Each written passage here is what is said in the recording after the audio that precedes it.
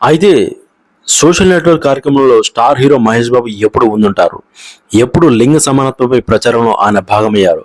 మహిళలపై అత్యాచారాలు వివక్షకు వ్యతిరేకంగా నిలవటం, లింగ సమానత్వం కోసం ఏర్పాటు చేసిన మాట్ అనే సామాజిక కార్యక్రమంలో మహేష్ బాబు భాగస్వామి అయ్యారు.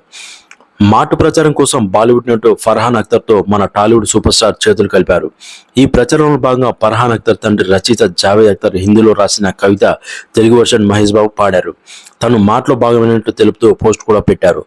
గౌరవం, సానుభూతి మనిషికి ఉండాల్సిన నిజమైన లక్షణాలు. సమానత్వం కోసం నిలబడి ప్రతి ఒక్కరూ పనిచేయాలని చెప్పి మహేష్ బాబు సూచించారు. అంతర్జాతీయ పురుషుల దినోత్సవం నాడు నాటితో పాటు మీరు కూడా మాటలో చేరండి అని చెప్పి మహేష్ బాబు పేర్కొన్నారు.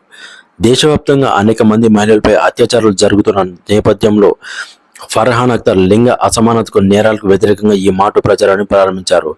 తన భావాలన్నింటినీ ఒక కవితగా మార్చి ప్రచారం చేస్తున్నారు. ఆ కవితని మహేష్ బాబు తెలుగులో వినిపించారు.